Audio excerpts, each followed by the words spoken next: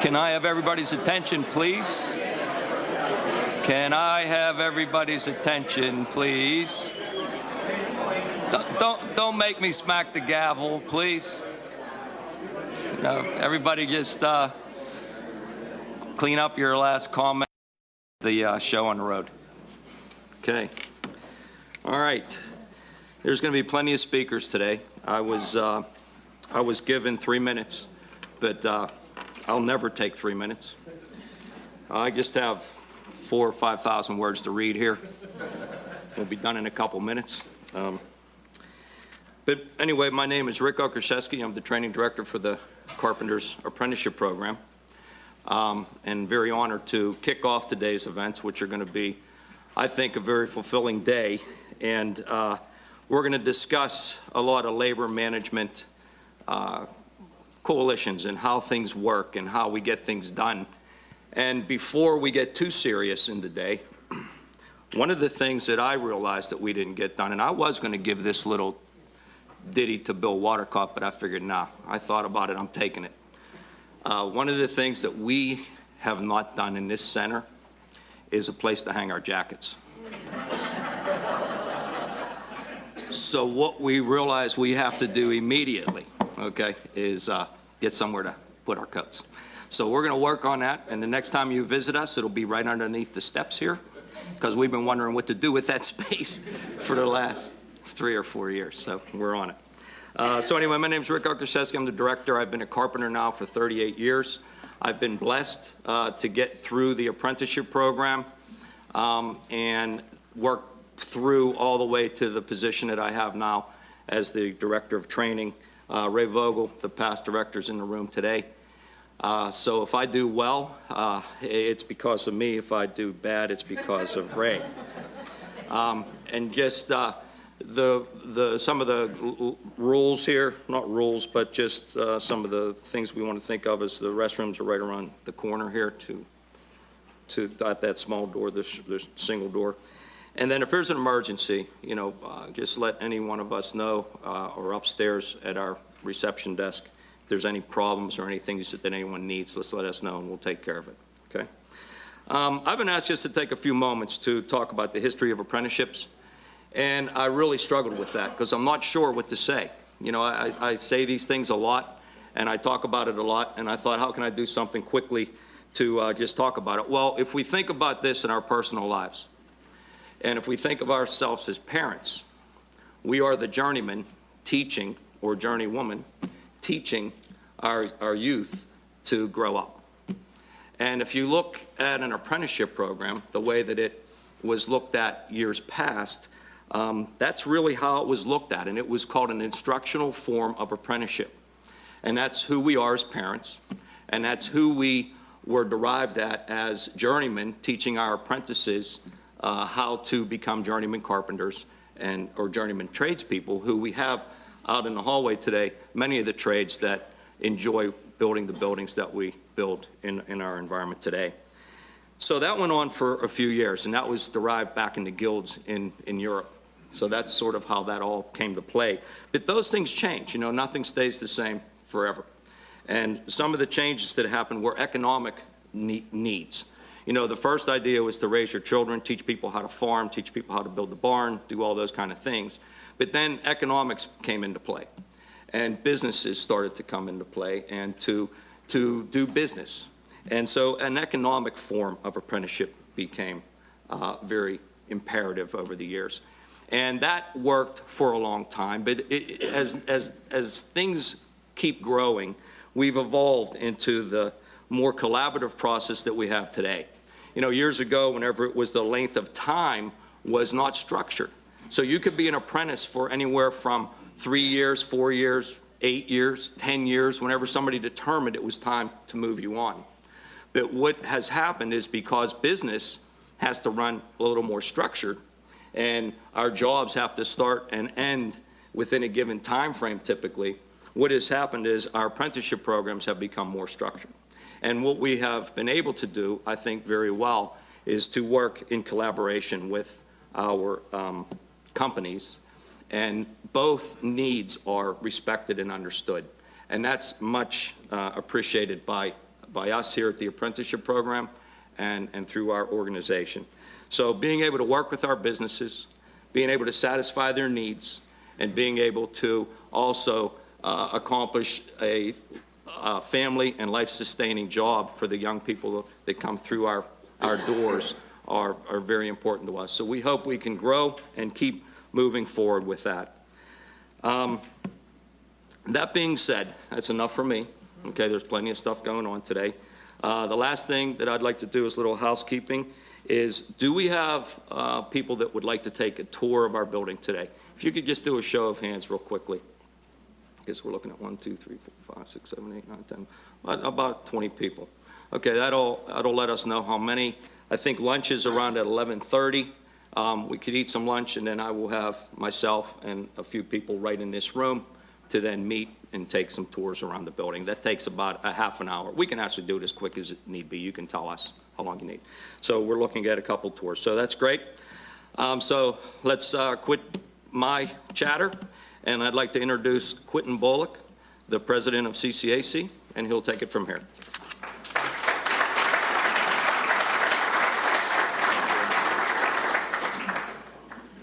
Thank you, Ricky O, and good morning. It's wonderful to see so many people out today, but before I begin, I would like to thank our host, the Carpenters Joint Apprenticeship Training Center, for their warm hospitality and for hosting what promises to be yet another compelling discussion courtesy of the Robert M. Mill Lecture Series. Coinciding with Earth Day, today's discussion could not be more timely, focusing as it does on how the collaboration of labor and management led to the construction of the world's greenest office tower, PNC's Global Headquarters.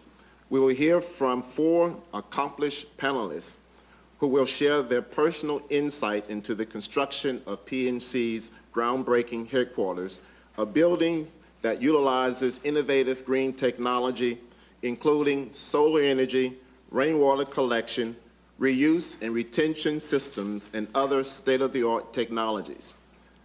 They are compelling success stories that we can all learn from, and ones that fully embrace the underlying concept of the Labor and Management Institute. And now, I'm pleased to introduce our very own Bob Mill, distinguished CCAC alumnus and namesake of the lecture series. Bob?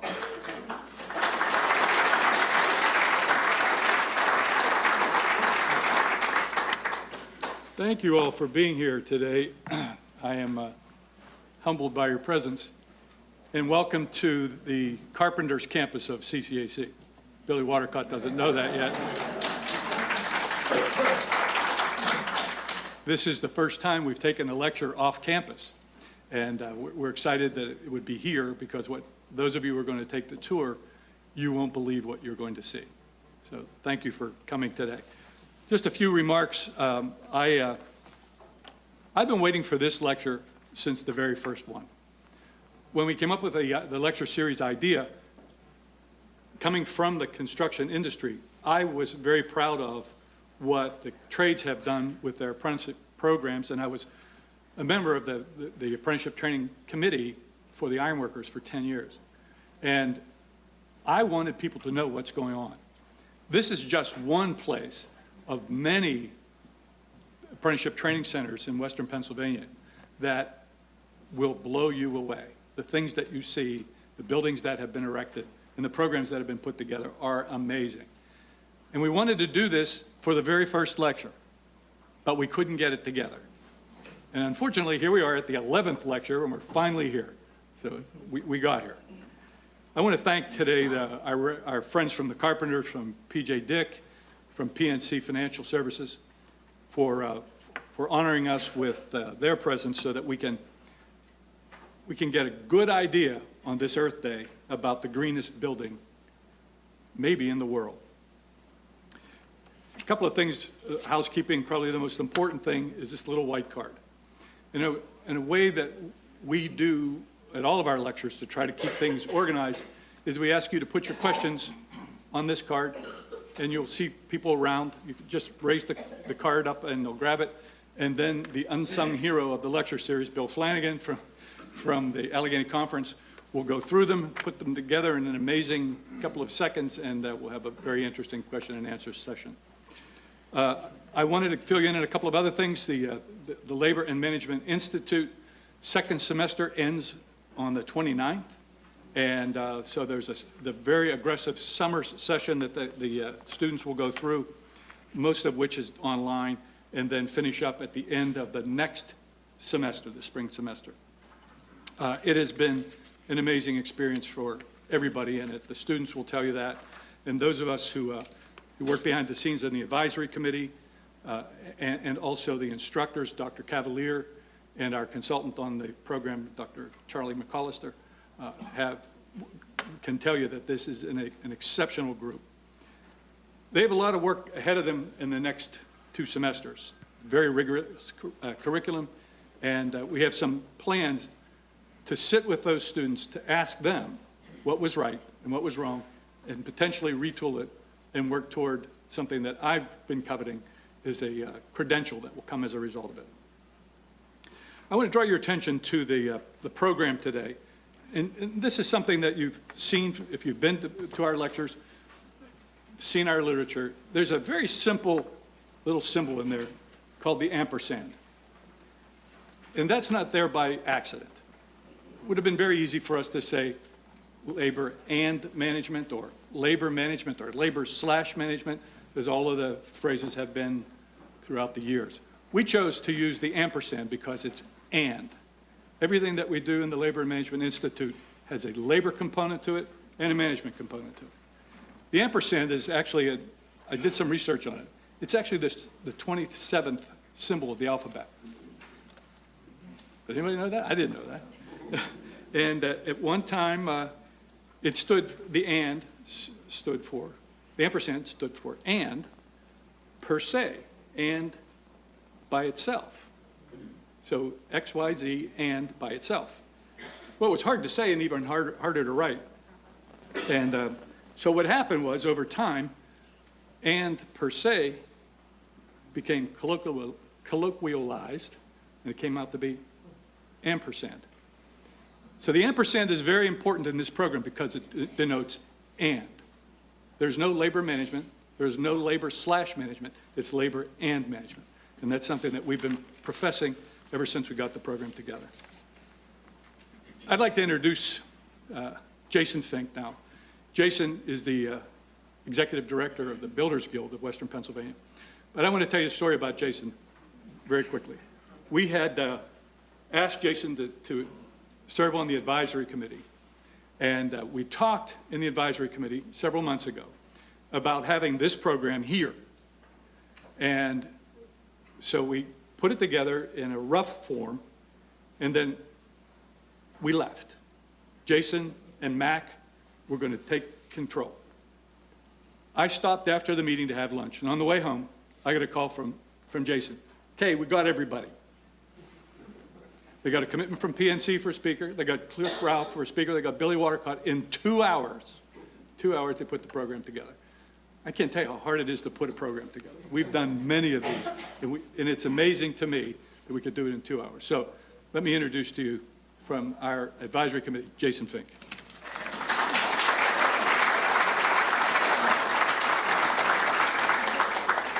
Thank you, Bob. That's very nice of you. Obviously, if you look at your program, I'm filling in for Amy Quince today. I know a lot of people confuse us to be the same person, but I'm not Amy Quince. I am Jason Fink. I'm the Executive Director of the Builders Guild of Western Pennsylvania. And for those of you who aren't familiar with this organization, we are the labor and management organization for the construction industry, so for the union construction industry. So I work with all 17 building trade unions, each of which has a joint apprenticeship center. Maybe not all quite as nice as this, but believe me, if you go see some of them, and many of them are out here today representing the electricians and the sheet metal workers. I mean, they have absolutely beautiful facilities as well. But work with all 17 of those. And then the contractor associations who have partnered with the unions to say, go out and find and train them so that I can then hire them, and I'm going to pay them a very respectable living wage. I'm going to pay them great benefits, and I know I'm going to get my jobs done on time and on budget. And it's a terrific relationship, and it's fun to be the head of this organization. But enough about me and the Builders Guild. My job today is to introduce some of our speakers. We have a very distinguished list of speakers to talk to you today about, hopefully about training and also about green building. I think certainly when you look at Pittsburgh's skyline, the fingerprints of union building trade workers is all over them. And none more so perhaps than on the buildings of those owned and operated by PNC Financial Services Group. Our first speaker today is Mr. Gary Sulston, who is the Executive Vice President and Director of Corporate Real Estate for PNC. In this capacity, he oversees all of PNC's real estate, including property management and construction, and he's also responsible for leading PNC's environmental strategy, resulting in PNC having more newly constructed buildings certified by the U.S. Green Building Council than any other company in the world. I mean, that is really an amazing statistic, and that's not just public relations, that's a true statement. Among those buildings here in Pittsburgh, all of which are and have been built by union labor, include PNC's First Side Center, 3 PNC Plaza, and now the tower at PNC. I guess I can't say PNC Park is your facility, but we built that as well, so we'll count that. When that facility is open later this summer, it will be the greenest skyrise in the world. Last summer at the topping off ceremony, if anybody was downtown, PNC Financial Services Group Chairman William Demchak, he could not say enough good things about the building trades and the work that they did, and I'm certainly hoping that Gary will reiterate some of those comments today. We take a lot of pride in our skills of our workers, and it all starts with the training that they receive, both as apprentices and as practicing journeymen. Training never stops for the members of the building trades. So without any further ado, let me introduce Gary Sulston to tell us more about the tower at PNC Plaza.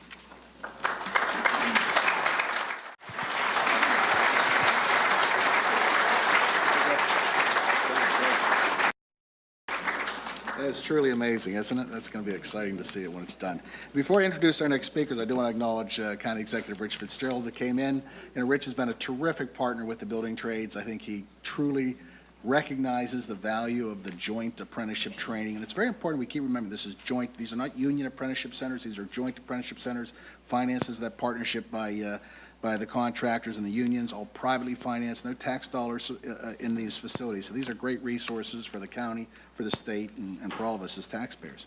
But anyway, Rich, thank you for your continued support. Well, to oversee and manage the construction of a building of any size, but certainly one as complex and as involved as the tower, it takes a professional contractor, and that responsibility fell on a team of professionals at P.J. Dick Incorporated, one of the nation's top 100 ranked construction firms.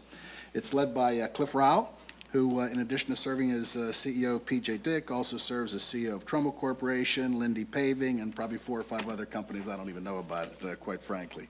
But this multifaceted organization is headquartered on the North Shore, has quite the list of recognizable buildings and transportation projects on its resume, including the Clinical Services Building for Children's Hospital, UPMC East Monroeville, Consol Energy Center, Bakery Square, the North Shore Connector Tunnel, and the soon-to-be-completed tower at PNC. Cliff has more than 33 years of experience in the construction industry, and he is very familiar with the investment and training that I just spoke above, that again, union-affiliated contractors jointly make with the building trades. And joining Cliff today will be one of his project executives, Walter Chekai. Now, Walt was and is the person responsible at PJ for overseeing the daily construction of the tower. It's a job that has required the coordination of virtually every building trade union. Like Cliff, Walt has more than 33 years of experience in the construction industry, and he's particularly skilled in the administration and management of large-scale, multifaceted construction projects, and I would say that the plaza certainly fits that description. Walt will be discussing some of the specific challenges that he has faced in coordinating the scheduling and interaction among the various trade workers on the job, and perhaps how helpful it is to have a well-trained workforce on site. So, Cliff, if you want to share your perspective on the value of joint training from the contractor's perspective, and then, if you wouldn't mind, turning it over to Walt.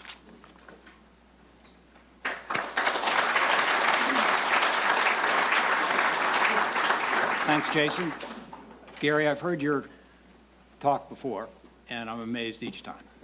It's been a lot of fun having this project to build in our partnership. My thanks to the CCA Labor and Management Institute for sponsoring today's Robert Mill Lecture Series, and to our hosts at the Carpenters Joint Apprentice Training Center. I've been asked to make a few comments and remarks on the collaboration of labor and management and how that partnership helped to facilitate the construction of PNC's new global headquarters. Gary described well the bank's vision for the tower, their commitment to sustainability, and their goal of setting high standards in green construction. Let me give you a little history. The fact is, the partnership of labor and management had its origins over 100 years ago. The United Brotherhood of Carpenters was established in 1881. The Master Builders Association of Western Pennsylvania was founded in 1886, a few years later.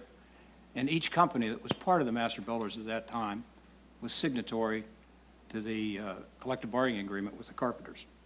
In 1922, the Master Builders became one of the founding chapters of the Associated General Contractors of America.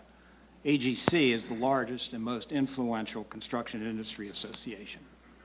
And in 1961, 54 years ago, both labor and management recognized the need for closer collaboration and improved job site management due to the growing complexity and sophistication of the construction industry.